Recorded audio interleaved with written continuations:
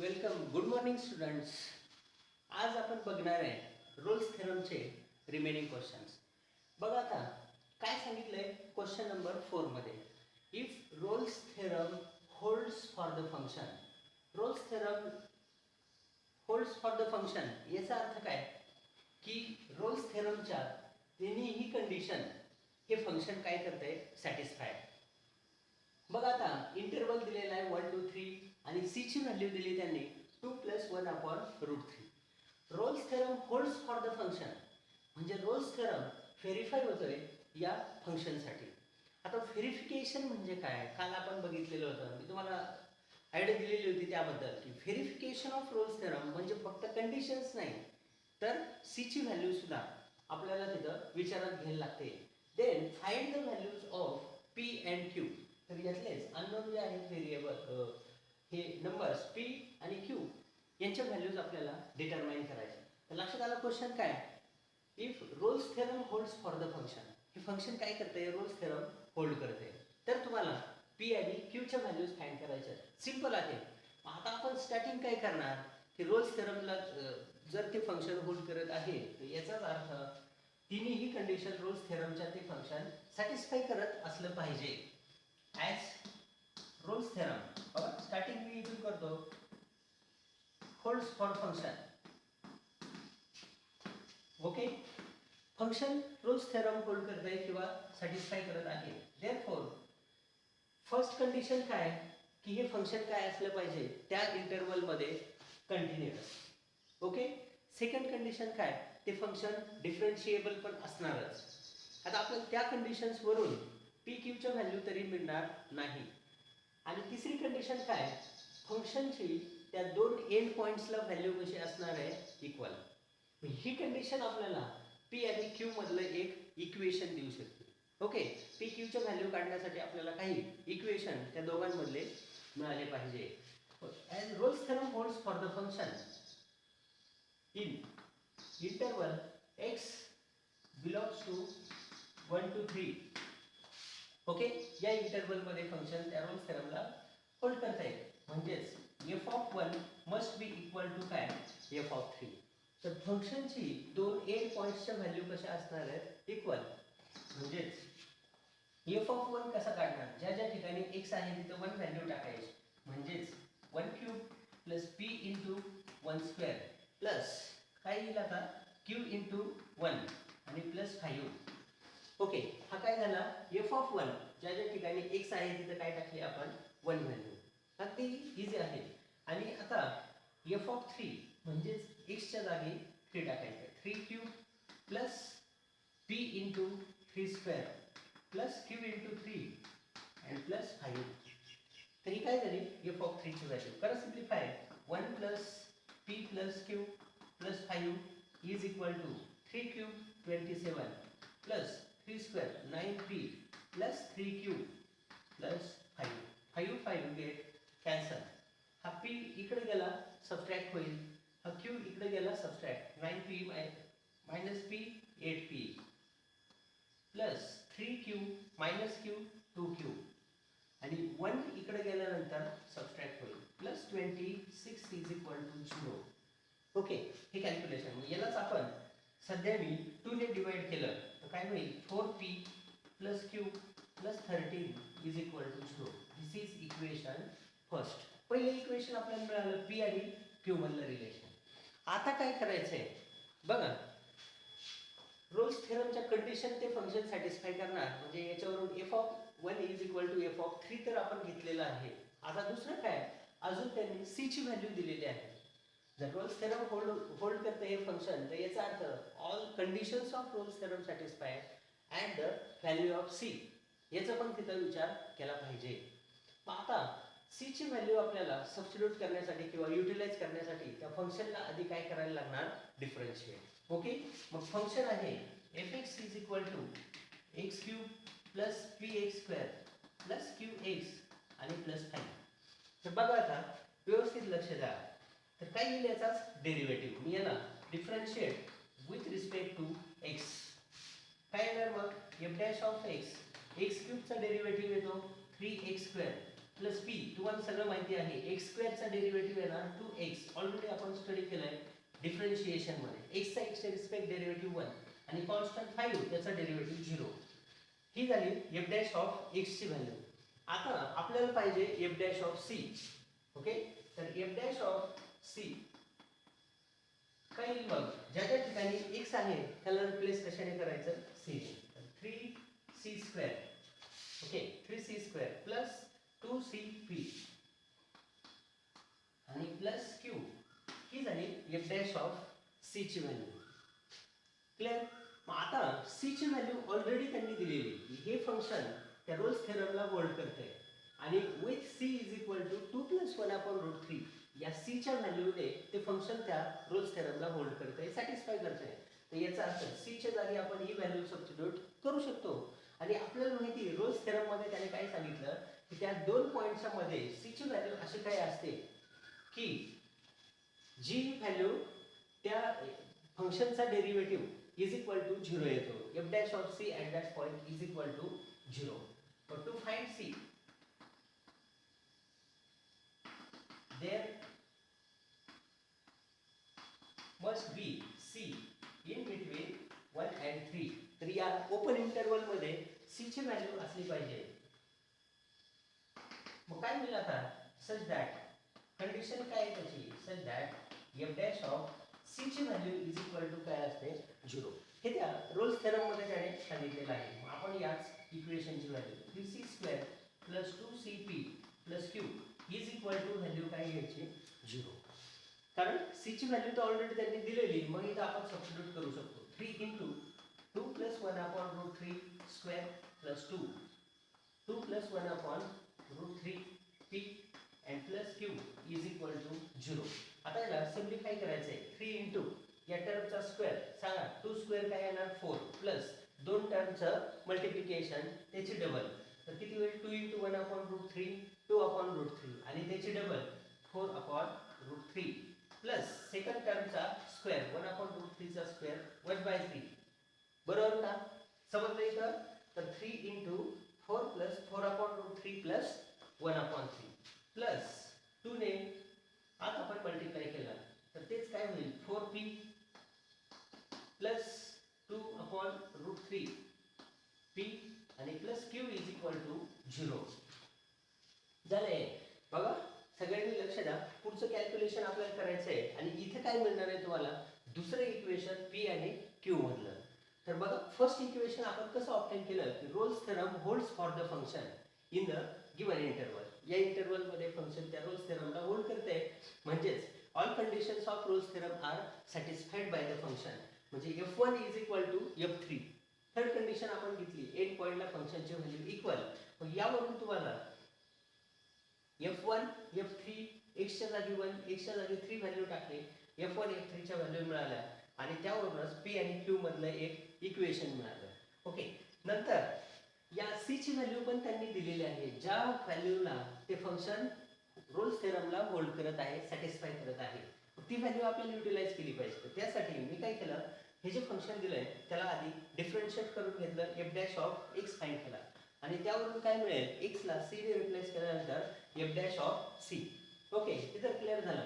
आता c ची value त्यांनी दिलेली आहे, पण there must be value of c. तिथं c ची अशी व्हॅल्यू असलीच पाहिजे की जेणेकरून ती 1 आणि 3 या ओपन इंटरवलच्या मध्ये असेल आणि त्या पॉइंटला त्या फंक्शनचा डेरिव्हेटिव्ह काय असणार? 0. जर तो रोल्स थेरमला फंक्शन होल्ड करत आहे. मग आपण याच f डॅश ऑफ c ची व्हॅल्यू इज इक्वल टू 0 घेतली आणि गिवन व्हॅल्यू c ची जी दिलेली होती ती इथं सबस्टिट्यूट केली. इथं तुम्ही म्हणू शकता put c is equal to 2 plus 1 upon root 3. ही व्हॅल्यू आपण सबस्टिट्यूट केली. आता याला सिम्प्लिफिकेशन करायचं आहे, त्यावरून p आणि q चं सेकंड इक्वेशन आपल्याला मिळेल. तर बघा आता लक्ष द्या, सेकंड इक्वेशन काय होईल सांगा. ns आत मल्टिप्लाय केलं तर 12 plus 12 upon root 3 plus 3 cancel होतील 1 plus 4p plus 2 upon root 3 q p plus q is equal to 0 झालंय. आता मी याला टोटल इक्वेशनला √3 ने मल्टिप्लाय करतो. आता हे 12 + 1 म्हणजे 13 आहे. याला √3 ने टोटल इक्वेशनला मल्टिप्लाय केलं तर काय होईल? 12 + 1 13 √3 प्लस इथं √3 ने मल्टिप्लाय केलं, डिवाइडचा multiply √3 cancel, 12 plus 4 √3p plus इथं √3 ने मल्टिप्लाय केलं काय येणार? 2 डिवाइडचा √3 कॅन्सल होईल, 2p plus √3q and it is equal to 0. त्याला क्लिअर हे. आता हे सेकंड इक्वेशन आपल्याला मिळते या p आणि q मधलं. तर बघा आता लक्ष द्या, या दोघांमध्ये p कॉमन, तर 2 plus 4 √3 into p plus √3q. Okay, आणि 12 plus 13 √3 plus 12 plus 13 √3 is equal to 0. हे झालं सेकंड इक्वेशन. आता या दोन इक्वेशनला सॉल्व करण्यासाठी मी काय करतो, इथे q ला मल्टिप्लाय करून आहे √3, मग इथेही मी फर्स्ट इक्वेशनला √3 ने मल्टिप्लाय करतो आणि दोन इक्वेशनचं subtraction. Multiply 1 this one equation by √3 and then subtract 1 and 2. नंतर दोन इक्वेशनचं काय करायचं? सबट्रॅक्शन करायचंय. तर काय होईल बोला आता? हेच 2 प्लस दोन इक्वेशन सबट्रॅक्ट इक्वेशन 2 1 फ्रॉम 2 दोन नंबर मधून subtract. 2 plus 4 √3 into p plus √3q plus 12 plus 13 √3 is equal to 0. दोन नंबर आणि याला √3 ने मल्टिप्लाय केलं तर काय होईल? 4 √3p प्लस √3q आणि plus 13 √3 is equal to 0.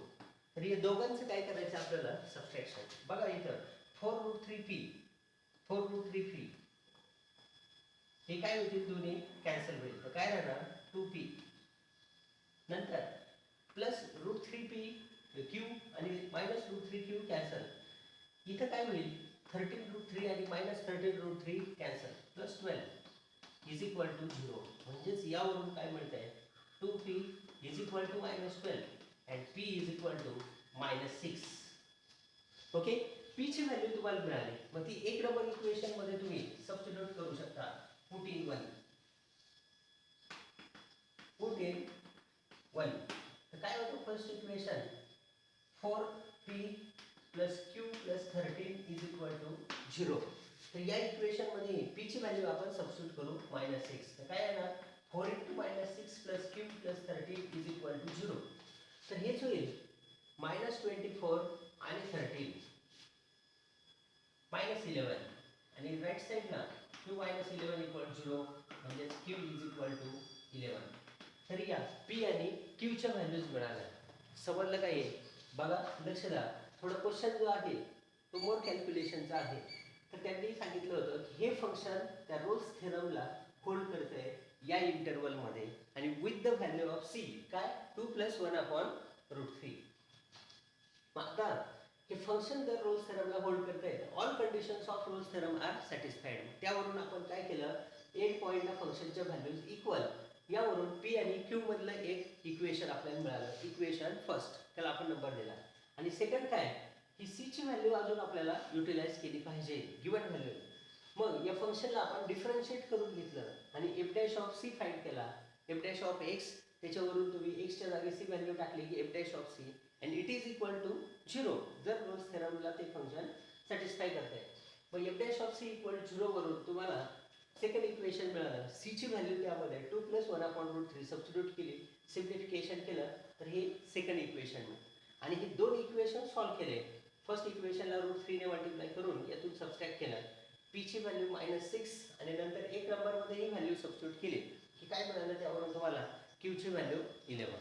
Okay, now see next. Okay, बघा विद्यार्थी मित्रांनो लक्ष द्या. आता next 5 number question similar question आहे. थोडासा फक्त त्यांनी टर्म काय केला? तर गिवन मध्ये if Rolle's theorem holds for the function हे फंक्शन त्या रोल्स थेरमला इथं पण काय करते, सॅटिस्फाय होल्ड करते. इन द इंटरवल 1 to 2 या क्लोज इंटरवल मध्ये show that the equation x log x is equal to 2 minus x. हे जे इक्वेशन आहे is satisfied by at least one value of x. तर या इक्वेशनला x ची एक तरी व्हॅल्यू काय करते, सॅटिस्फाय करते. आणि कोणती x ची value, in the open interval 1 to. तर याच x ची व्हॅल्यू 1 to 2 या ओपन इंटरवल मधली त्या इक्वेशनला सॅटिस्फाय करत आहे हे दाखवा. जर या फंक्शनने रोल्स थेरम काय केला जातो, होल्ड केला जातो, म्हणजे सॅटिस्फाय करते. तर त्याच इक्वेशनची एखादी तरी अशी व्हॅल्यू आहे, at least one value of x त्याच फंक्शनवरून आपल्याला मिळणार आहे, जी 1 आणि 2 च्या मध्ये आहे, ती त्या इक्वेशनला काय करते, सॅटिस्फाय. ओके, मग आता बघा, लक्ष द्या. As Rolle's theorem holds for the function, as Rolle's theorem condition जे त्यांनी दिलेलं आहे, इफ पासून देन शो दॅटच्या पुढे जे आहे हे आपल्याला शो करायचं आहे. पण तिथपर्यंतचा जो पार्ट आहे तो काय झाला, गिवन. त्याचं युटिलायझेशन आपल्याला न्यूमेरिकल मध्ये करता आलं पाहिजे. If Rolle's theorem holds for a function, त्या फंक्शनने रोल्स थेरमला होल्ड केले. कोणतं फंक्शन आहे, fx is equal to x minus 2 into log x and x is in between 1 2. तर हे फंक्शन रोल्स थेरमला काय करते, सॅटिस्फाय करत आहे. But there must be one value, must be c. c ची value at least one value of c तिथे असली पाहिजे, जे रोल त्या थेरम मध्ये सांगितलेले. there must be c in between 1 and 2 such that त्या पॉइंटला त्या फंक्शनचा डेरिव्हेटिव्ह काय असणार आहे, 0. आता आपल्याला याचे युटिलायझेशन करायचं आहे. बघ आता काय होईल, बघ या फंक्शनला आपण आधी डिफरन्शिएट करून घेतलं पाहिजे. मग fx is equal to x minus 2 log x, यालाच मी differentiate with respect to x. तुम्ही याने आत मल्टिप्लाय करू शकता किंवा हे दोन टर्मचा प्रॉडक्ट आहे, म्हणजे डायरेक्ट आपण तिथं प्रॉडक्ट रूल वापरू शकतो. सांगा f dash of x is equal to first function काय, x मायनस 2 इंटू डेरिव्हेटिव्ह कोणाचा, लॉग x. किती येतो लॉग x चा derivative, 1 upon x plus second function log x as it is, x minus 2 चा derivative, x चा x च्या respect 1 minus 2 चा 0, म्हणजे इथे काय राहणार, लॉग x. इथे आतमध्ये मल्टिप्लाय केलं तर x आणि x कॅन्सल होईल, 1 मायनस 2 अपॉन x आणि प्लस काय आहे, लॉग x.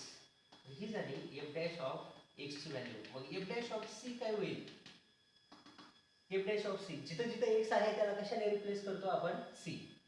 ओके, म्हणजेच येणार 1 minus 2 upon c plus log c. आणि f dash of c is equal to 0. Rolle's थेरमला ते फंक्शन होल्ड करताय, सॅटिस्फाय करताय. म्हणजे f डॅश ऑफ c ची व्हॅल्यू 0 असेल, म्हणजेच 1 minus 2 upon c plus log c is equal to 0. मग c ची व्हॅल्यू आपल्याला डिटरमाइन करायची. टोटल इक्वेशनला मी c ने मल्टिप्लाय केलं तर काय होईल रे, c minus 2 plus c log c is equal to 0. मग या दोन्ही टर्म मी राईट साईडला घेतो. तर c log c is equal to 2 minus c. आता या ठिकाणी ऑब्झर्व करा, जिथं जिथं हे जे दिलेलं आहे त्यांनी की show that the equation, this given equation satisfied by at least one value of x in 1 2. इथं c ची अशी एखादी तरी व्हॅल्यू असली पाहिजे, कोणामध्ये, 1 आणि 2 च्या मध्ये, की ज्या पॉइंटला त्या फंक्शनचा डेरिव्हेटिव्ह असणार 0.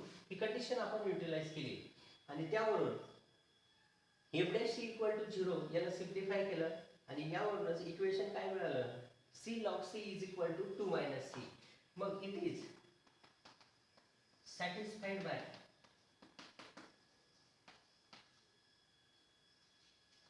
that is value of c,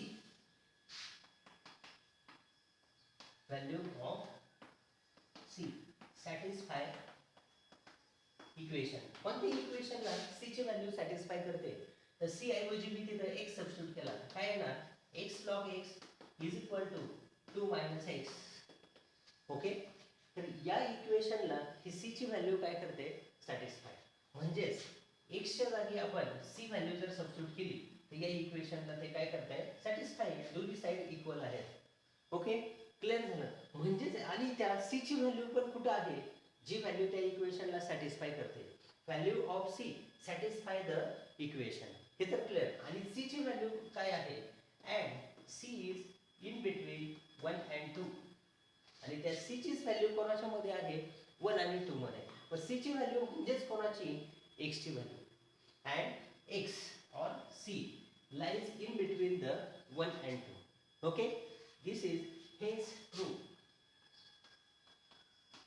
बघा परत एकदा मी एक्सप्लेन करतोय. If Rolle's theorem holds for the function, Rolle's theorem ला हे फंक्शन काय करते सॅटिस्फाय करते in the interval 1 2, then show that this equation is satisfied by at least one value of x. x चे एखाद्या तरी व्हॅल्यू ने त्या इक्वेशनला सॅटिस्फाय केलं जातं, जी व्हॅल्यू कुठे असणार 1 आणि 2 या ओपन इंटरवल मध्ये. आपण स्टार्टिंग इथूनच केली की रोल्स थेरम हे फंक्शन होल्ड करते. याचा अर्थ याच फंक्शनच्या रोल्स थेरमच्या ऑल कंडिशन्स ते सॅटिस्फाय करत असले पाहिजे आणि there must be value of C in between the open interval 1 2. For that f dash of c is equal to 0. त्या c च्या व्हॅल्यूला फंक्शनचा डेरिव्हेटिव्ह सुद्धा 0 असतो. आपण आधी फंक्शनला डिफरन्शिएट करून घेतलं, differentiate with respect to x. So f dash of x product rule वापरला या दोघांमध्ये. डेरिव्हेटिव्ह मध्ये आपण दुसरे केलेलाच आहे. तर x - 2 into 1 upon x plus log x आणि x - 2 चा डेरिव्हेटिव्ह काय येणार 1 - 0. मग याच 1 upon x ने आत मल्टिप्लाय केलं, x x कॅन्सल होईल, 1 - 2 upon x plus log x आलं. कोणाची व्हॅल्यू मिळाली f dash of c x. आणि मग f dash of c कसा फाइंड करायचा, तर जिथे जिथे x आहे त्याला कशाने रिप्लेस करणार c ने. मग तुम्हाला मिळाला f dash of c. आणि आपल्याला माहिती आहे की फंक्शन जर रोल्स थेरम होल्ड करते तर f dash of c ची व्हॅल्यू असणार 0. मग यालाच इक्वल टू 0 घेतलं, टोटल इक्वेशनला c ने मी मल्टिप्लाय केलं तर c - 2 डिवाइडचा c कॅन्सल होईल plus c log c is equal to 0. आणि ही टर्म इथंच ठेवली, या दोन्ही टर्म राईट साइडला नेल्या, c log c is equal to 2 - c. मग यावरूनच आपल्याला काय दिसून येतं, ज्या ज्या ठिकाणी c आहे तिथे जर आपण x टाकला तर काय येतं x log x is equal to 2 - x. म्हणजेच हे दिलेलं जे इक्वेशन आहे तर या इक्वेशनला सॅटिस्फाय केलं जात आहे एखाद्या तरी x च्या व्हॅल्यूने त्या 1 आणि 2 मधल्या. म्हणजे ज्या ज्या ठिकाणी x आहे c ची व्हॅल्यू त्या इक्वेशनला सॅटिस्फाय करते. Value of c satisfy the equation. इथं आलेली कंडिशन या इक्वेशनला सिमिलर येते x च्या जागी जर c सबस्टिट्यूट केला, म्हणजेच c ची व्हॅल्यू इक्वेशनला सॅटिस्फाय करते. c ची व्हॅल्यू कोणाच्या मध्ये आहे ऑलरेडी आपण इथं सांगितलेलं आहे, it's value is between 1 and 2. Okay, तर हेच इक्वेशनला सॅटिस्फाय केलं जातं x च्या ॲटलिस्ट 1 व्हॅल्यूने आणि जी व्हॅल्यू त्या 1 आणि 2 च्या मध्ये असेल, ओपन इंटरवल मध्ये असेल. ओके, समजलं हे. ओके, नेक्स्ट बघा आता लक्ष द्या, क्वेश्चन नंबर 6 मध्ये काय दिलेलं आहे. The function f(x) is equal to x into x plus 3 into e raise to minus x/2. Okay, satisfies all conditions of Rolle's theorem. तर हे फंक्शन रोल्स थेरमच्या ऑल कंडिशन सॅटिस्फाय करते आणि on the close interval -3 to 0 interval दिलाय, function दिलंय आणि काय सांगितलंय ऑल कंडिशन्सला ते फंक्शन सॅटिस्फाय करते रोल्स थेरमच्या. Find the value of c. तर इथं आपल्याला फक्त काय काढायचं आहे आता c ची व्हॅल्यू, जी कोणाच्या मध्ये असणार आहे -3 to 0 या ओपन इंटरवल मध्ये बिलॉंग करणारी ती व्हॅल्यू असेल. आणि such that f dash of c is equal to 0, जी कोणाची कंडिशन आहे रोल्स थेरमची. ओके, जरी हे त्यांनी दिलेलं नसतं तरी आपण त्यावरून ती कंडिशन युटिलाइज केलीच असते. समजलं हे. तर हे तिन्ही क्वेश्चन कसे होते सिमिलर. क्वेश्चन नंबर 4 5 आणि 6 तिन्ही सिमिलर क्वेश्चन आहेत, फक्त कॅल्क्युलेशन मध्ये थोडासा मोर कॅल्क्युलेशन या क्वेश्चन मध्ये पण आहे. तर बघा आता लक्ष द्या, काय करायचं आता स्टार्टिंगच कुठून all conditions of Rolle's theorem are satisfied as function satisfies all conditions. सगळ्या कंडिशन ते फंक्शन सॅटिस्फाय करत आहे of Rolle's theorem.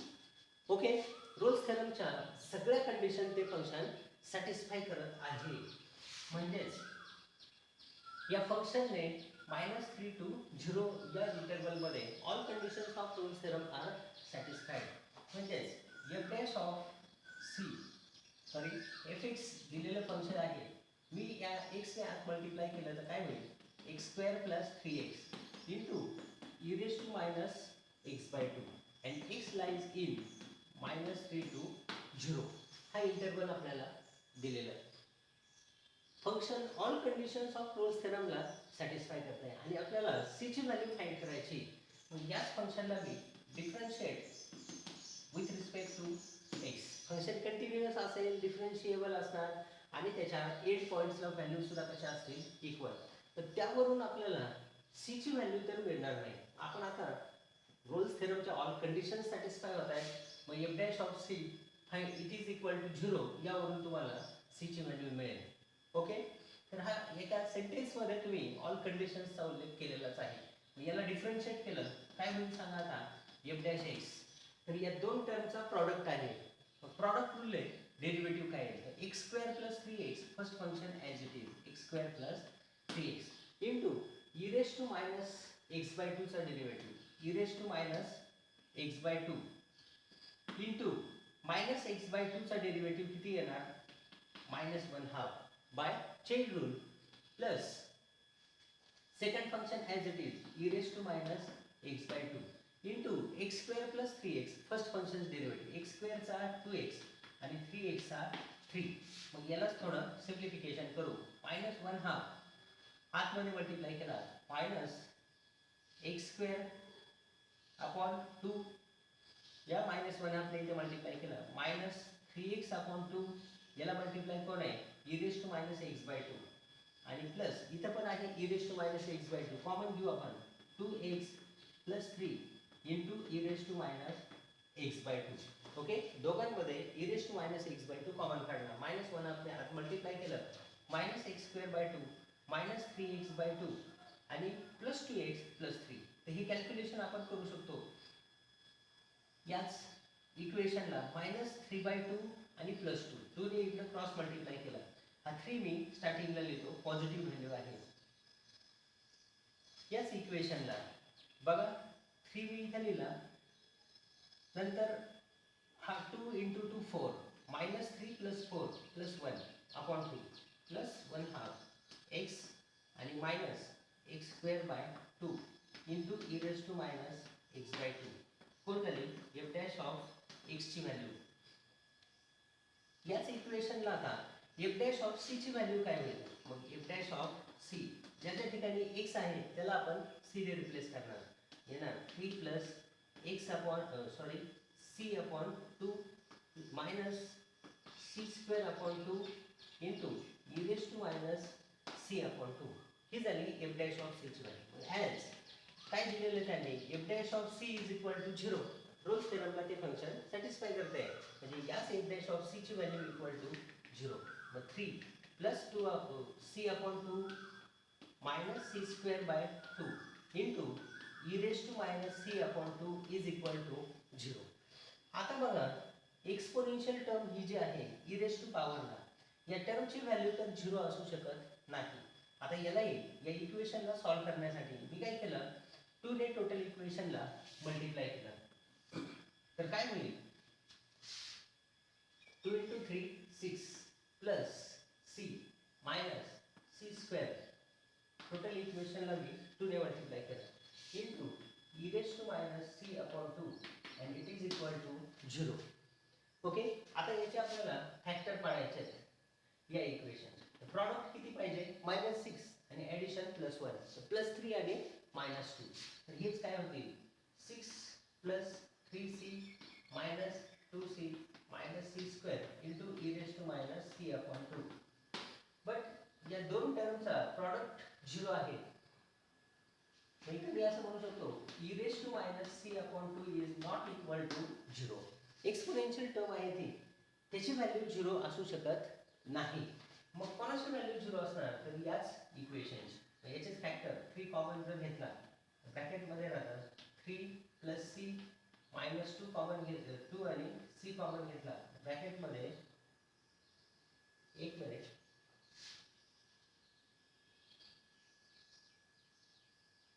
Plus C plus 1 आणि प्रॉडक्ट किती पाहिजे -6.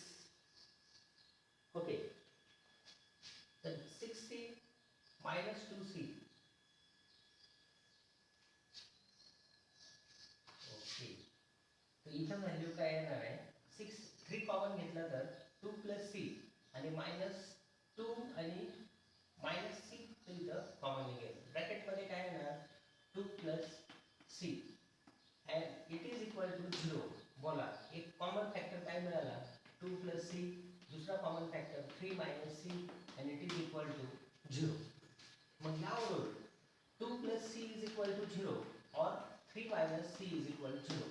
So c is equal to -2 or c is equal to 3. आता आपल्याला c ची व्हॅल्यू जी आहे f dash of c is equal to 0, तर c ची व्हॅल्यू रोल्स थेरमच्या कंडिशन नुसार ती कुठे असते तर या -3 to 0 च्या ओपन इंटरवल मध्ये. मग 3 व्हॅल्यू त्यामध्ये येईल का तर 3 does not lies in the -3 to 0. यामध्ये 3 व्हॅल्यू येत नाही. पण कोणती व्हॅल्यू याला बिलॉंग करणार आहे -2. So c is not equal to 3 as 3 does not lies in interval -3 to 0. It not lies in the interval -3 to 0. Therefore, c is not equal to 3 and c is equal to -2. He value तर कोणाला belong करते c is equal to -2 which belongs to the interval -3 to 0. म्हणजेच c ची value आपल्याला मिळाली -2. Okay, तर इथे काय विचारलेलं होतं त्यांनी की जर ते फंक्शन सॅटिस्फाय करत आहे all conditions of Rolle's theorem, Rolle's थेरमच्या ऑल कंडिशन्सला in interval -3 to 0 find the value of c. तर तुम्हाला c ची व्हॅल्यू फाइंड करायची such that f dash of c is equal to 0. मग आता बघा, as all conditions of Rolle's theorem are satisfied by function in the interval given -3 to 0. मग आपण याला f dash of x find करून घेतला, डिफरन्शिएट केलं याला. जर दोन टर्मचं मल्टिप्लिकेशन आहे म्हणजेच यांचा प्रॉडक्ट रूल वापरला x² + 3x e raised to -x/2 चा derivative e raised to -x/2 into -1/2 plus second function as it is into first फंक्शनचा डेरिव्हेटिव्ह सिम्प्लिफाय केलं आणि त्यावरून f dash x मिळाला. यालाच मी x च्या जागी c व्हॅल्यू टाकली तर काय मिळेल f dash of c. आणि कंडिशन काय आहे c ची व्हॅल्यू फाइंड करण्यासाठी तर f dash of c is equal to 0. मग यावरून तुम्हाला ज्या ज्या ठिकाणी x होता त्याला c ने रिप्लेस केलेली value it is equal to 0. मग याला सिम्प्लिफाय करायचं आहे. टोटल इक्वेशनला मी डिवाइडला 2 आहे, टोटल याला 2 ने मल्टिप्लाय केलं. इक्वेशन काय मिळालं 6 + c -c² into e raised to -c/2 0. आता ही एक्सपोनेन्शियल टर्म आहे, याची व्हॅल्यू 0 असू शकत नाही. मग it is not equal to 0. मग याच क्वाड्रॅटिक इक्वेशनचे फॅक्टर काढले. मल्टिप्लिकेशन -6 ॲडिशन +1 +3 आणि -2. या दोघांमध्ये 3 कॉमन घेतला तर 2 + c. या दोघांमध्ये -c कॉमन घेतला तर 2 + c. 2 + c एक फॅक्टर आणि दुसरा 3 - c. दोन फॅक्टर पडले तर c ची व्हॅल्यू मिळाली -2 आणि 3. पण ती 3 व्हॅल्यू जी आलेली पॉझिटिव्ह +3 ही कोणाला बिलॉंग करत नाही त्या ओपन इंटरवलला. कारण आपल्याला माहिती आहे c ची व्हॅल्यू कुठं असते त्याच इंटरवलच्या दोन एंड्समध्ये, ओपन इंटरवलच्या एंड्समध्येच त्याची व्हॅल्यू बिलॉंग करणारी असली पाहिजे. So c is not equal to 3 but c is equal to -2. It lies in the interval -3 to 0. Therefore c is equal to -2 is value of c. Okay, तर हे तिन्ही क्वेश्चन सिमिलर व्हरायटीचे होते. तर थोडं कॅल्क्युलेशन वेगळं होतं म्हणून मी ते सॉल्व्ह करून दिले. तर तुम्ही याची व्यवस्थित प्रॅक्टिस करा, सिंपल आहे. आणि काही डाऊट्स असतील तर मला विचारा.